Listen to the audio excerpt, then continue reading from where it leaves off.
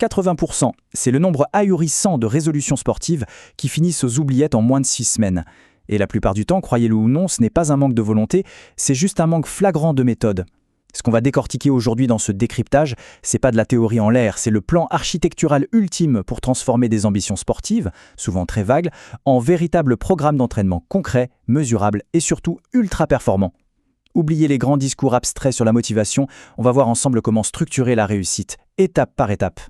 Du coup, ça nous amène directement à la question fondamentale. Qu'est-ce qui sépare l'ambition de la vraie réussite? Parce que tout parcours d'entraînement, peu importe le niveau, ça commence toujours par une question toute simple. Vers où est-ce qu'on se dirige exactement? Aujourd'hui, on va faire un petit voyage analytique.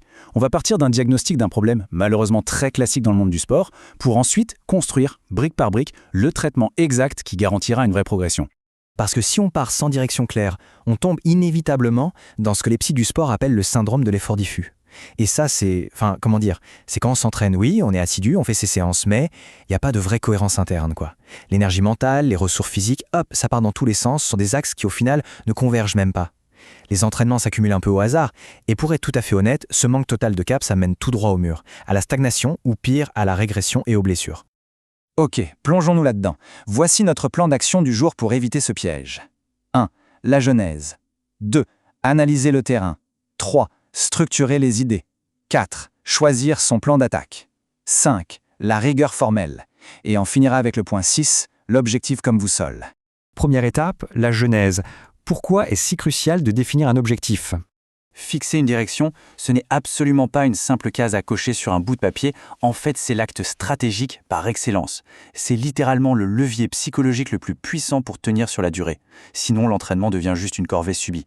Regardez bien le contraste ici. D'un côté on a l'intention floue, le truc un peu vague, genre ouais je vais être un peu meilleur cette année, l'énergie s'éparpille complètement, la motivation fait le yo-yo selon l'humeur du jour, mais de l'autre côté, l'objectif défini, boum, le cap est d'une clarté absolue, les efforts sont ciblés avec une précision de laser, la motivation s'ancre en profondeur et on peut mesurer chaque petit millimètre de progrès.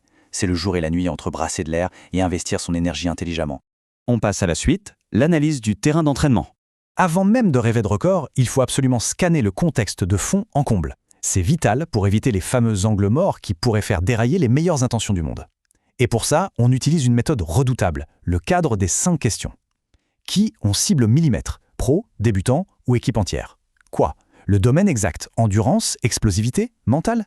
Ou on regarde la réalité en face, quelles infrastructures, quelle météo? Quand?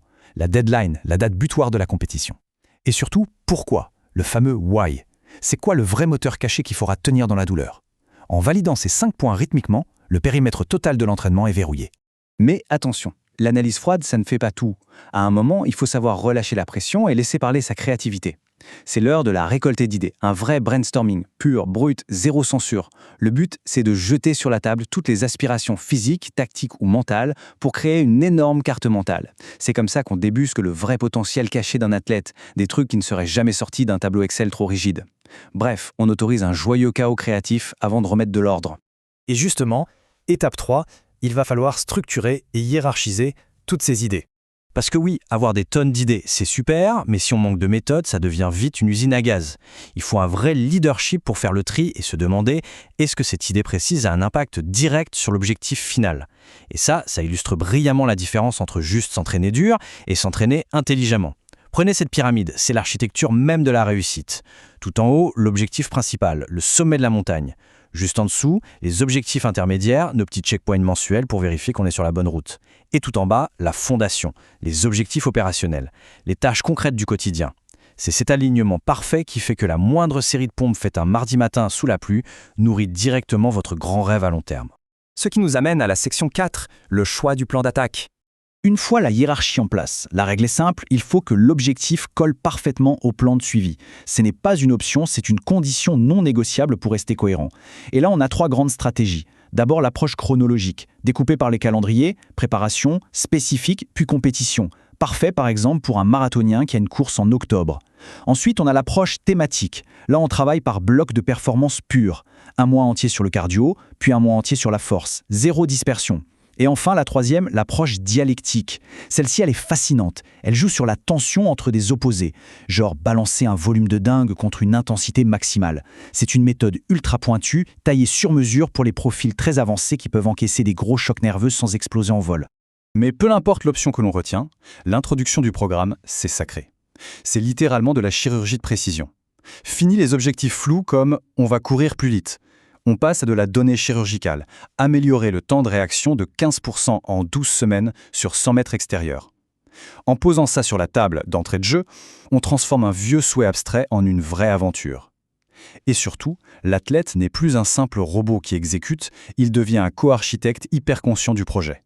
Alors, le point crucial, c'est la manière dont on va dérouler tout ça au quotidien. Les chiffres, c'est bien, mais la vraie magie réside dans la communication, et plus précisément dans les connecteurs logiques, exprimer la cause, la conséquence, l'opposition.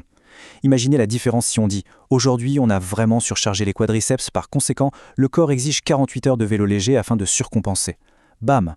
En expliquant clairement le pourquoi du comment et en créant un vrai flux narratif, on élimine toute frustration. Le plan devient limpide, ce qui garantit une adhésion totale et inébranlable sur la durée. C'est la transition parfaite pour notre section 5, communiquer avec une rigueur formelle. On attaque les finitions. Vous pouvez avoir le meilleur programme du monde sur le papier, si les consignes sont floues, c'est le crash assuré. Frustration, voire blessure bête. C'est pour ça qu'on s'impose systématiquement cette checklist de validation en 4 étapes. 1. On relit. Les termes techniques doivent être irréprochables. 2. On clarifie. Des phrases ultra courtes. À 180 battements par minute, le cerveau ne peut pas digérer de la grande littérature. 3. On mesure. On oublie les pouces plus forts et on dit « maintien 8 mètres par seconde », c'est précis. Et 4. On valide. Une confirmation orale bien claire avant même le premier pas de l'échauffement pour être certain que le message est passé. Et nous voilà à notre toute dernière section, l'objectif comme boussole. Allez, passons à la suite pour voir comment tout ça construit notre conclusion finale. Du chaos créatif du début jusqu'à la froideur mathématique des consignes, on voit bien que la haute performance, ça s'organise millimètre par millimètre. Mais attention, atteindre un but, ce n'est jamais vraiment la fin. Et j'aimerais qu'on réfléchisse là-dessus. L'objectif n'est pas la destination finale du voyage sportif. Il est la boussole qui rend chaque étape du chemin à la fois possible et signifiante. C'est une idée super puissante. La vraie réussite, c'est pas de s'asseoir et de souffler une fois au sommet. C'est d'utiliser ce sommet comme un tremplin pour le prochain défi. C'est littéralement ça, cette évolution continue, qui sépare les amateurs des légendés. Alors la prochaine fois que la fatigue vous rattrapera en plein milieu d'une séance compliquée, posez-vous juste cette question. Est-ce qu'on est simplement en train de transpirer son but ou est-ce qu'on est réellement en train de suivre sa boussole ?